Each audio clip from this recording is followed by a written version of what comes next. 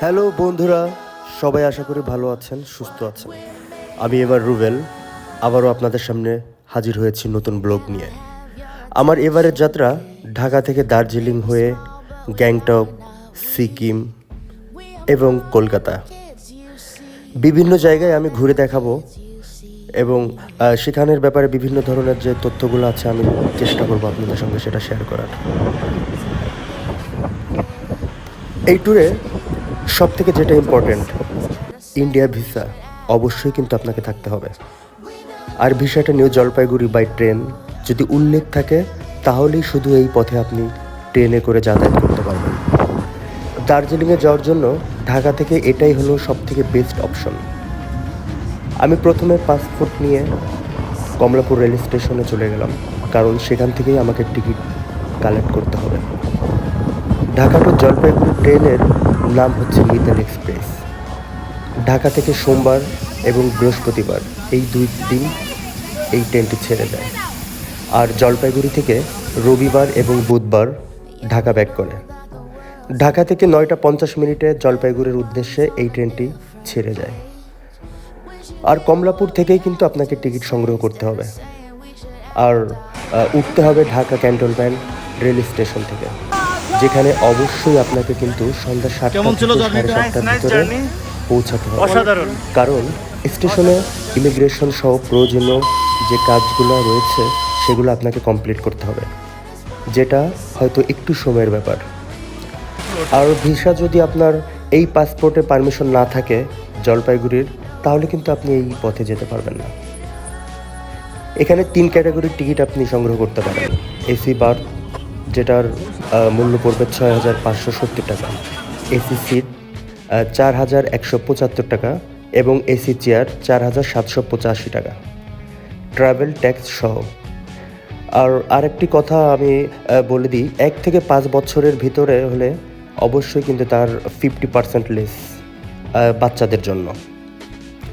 আর এখানে কিন্তু অনলাইনে টিকিট সংগ্রহ করা যাবে না, তাই আমি কমলাপুরে ডিরেক্ট চলে গেলাম, আর সেখানে গিয়েই আমি টিকিট সংগ্রহ করলাম। আর সেখানে কিন্তু অবশ্যই আপনাকে ভিসা এবং পাসপোর্ট সঙ্গে নিয়ে যেতে হবে। তো দুপুর 2টার ভিতরে টিকিট কালেক্ট করে আমরা সময় মতো স্টেশনে রওনা করলাম। যদিও রোডে একটু জ্যাম ছিল, তো যা হোক তেমন কোনো সমস্যা হয়নি। তো স্টেশনে গিয়ে ফার্স্ট আপনাকে যেটা করতে হবে, আপনাকে একটি ফর্ম পূরণ করতে হবে, যেটা স্টেশনের কারোর কোনো সিকিউরিটি বলেন বা সেখানে যে পুলিশ রয়েছে, কর্মকর্তাবৃন্দ রয়েছে, তাদের থেকে আপনাকে একটি ফর্ম সংগ্রহ করতে হবে এবং সেই ফর্মটি কিন্তু আপনাকে পূরণ করতে হবে। তো যা হোক, এখানে সব কাজ কমপ্লিট করে আমরা অপেক্ষায় থাকলাম কখন ট্রেন ছেড়ে যাবে। আর হ্যাঁ, যদি কোনো খাবার সঙ্গে রাখতে চান অবশ্যই বাইরে থেকে নিয়ে যেতে হবে, কারণ ভিতরে কোনো দোকান বা খাবার পাওয়ার কোনো সুযোগ কিন্তু নেই। তো অপেক্ষা করতে করতে ঠিক সঠিক টাইমে কিন্তু ট্রেনটি ছেড়ে দিয়েছে, আর কোন রকম কোনো সমস্যা ছাড়াই কিন্তু আমরা রওনা করতে শুরু করলাম আমাদের এবারের উদ্দেশ্য Dhaka two Jalpaiguri.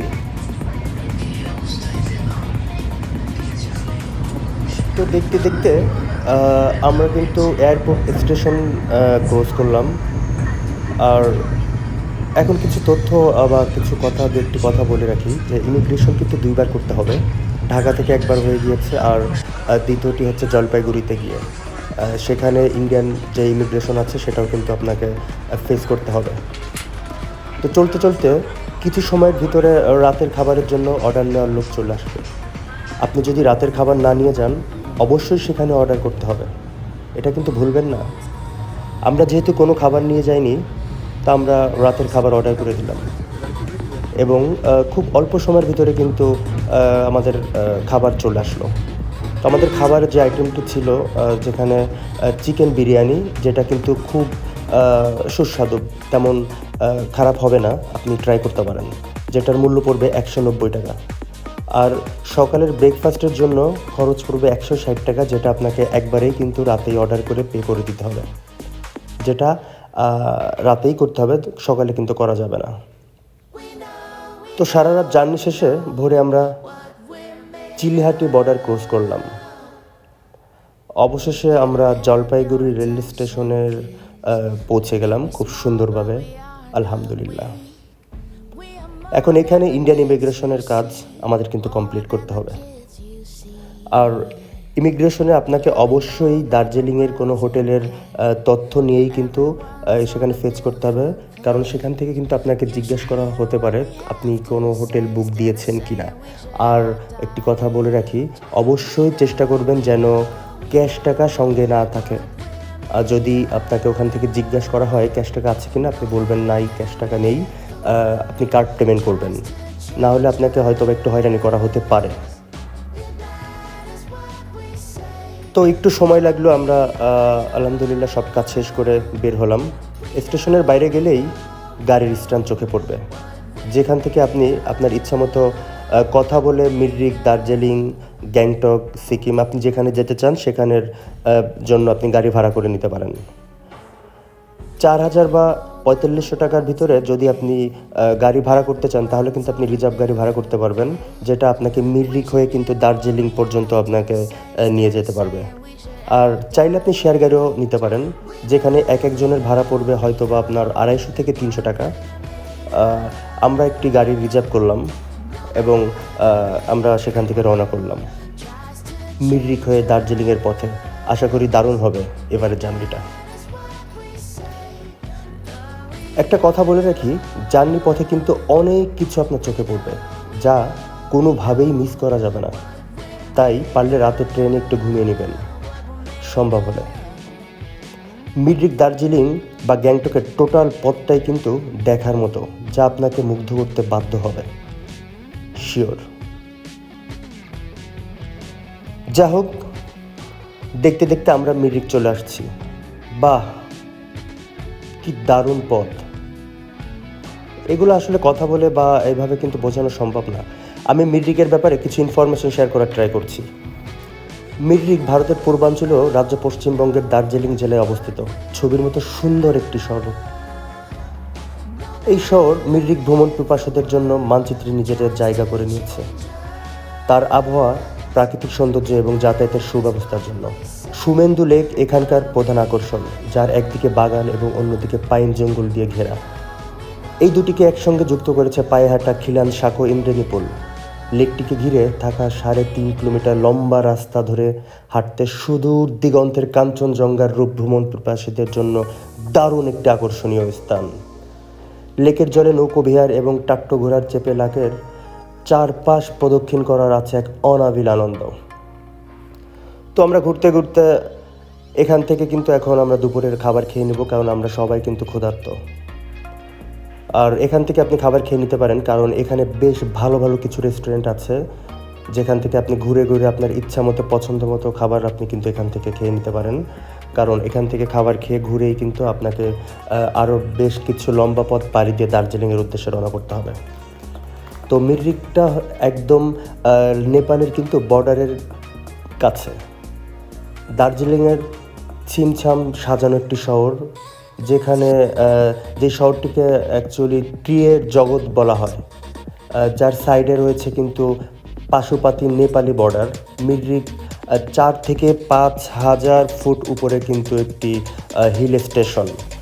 Nepali queen rest সহ এখানের বেশ কিছু সুন্দর নিদর্শন কিন্তু আসলেই উপভোগ করার মতো। তো আমরা কিন্তু বেশ এখান থেকে ঘুরে সব কিছু যতটুকু সম্ভব শর্ট টাইমে কিন্তু আমরা দেখার চেষ্টা করলাম।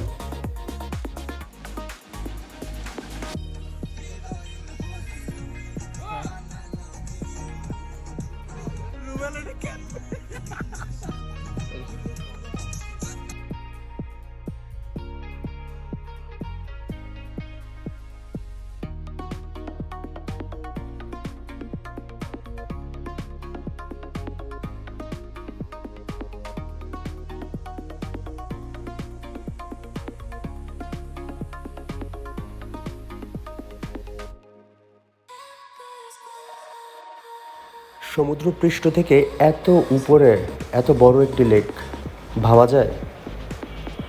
কিছু সময় আগেও কিন্তু মেঘে একদম পরিপূর্ণ ছিল, কিচ্ছুই দেখা যাচ্ছিল না। বাট এখন কিন্তু মোটামুটি বেশ ফ্রেশ, চারিপাশটা কিন্তু খুব সুন্দরভাবে এখন দেখা যাচ্ছে। আবার হয়তো বা কিছু সময়ের ভিতরে মেঘে একদম ভরে যাবে, তখন হয়তো বা আবার কিচ্ছুই দেখা যাবে না। এটাই এখানের একটা মেঘের খেলা, যেটা আসলে খুব সুন্দরভাবেই এখান থেকে কিন্তু উপভোগ করা যায়।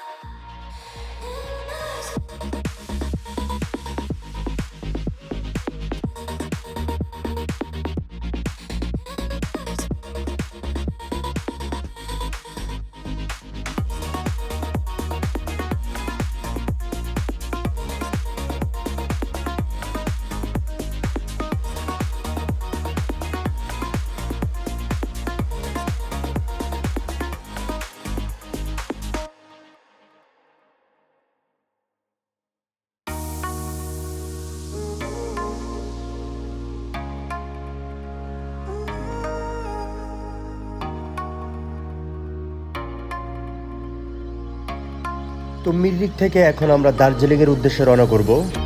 আর দার্জিলিং যেতে যেতে পাহাড়ের এত উপরে আঁকাবাঁকা রোডের যেই অপূর্ব দৃশ্যগুলো রয়েছে সেগুলোও আপনাদের দেখানোর চেষ্টা করব।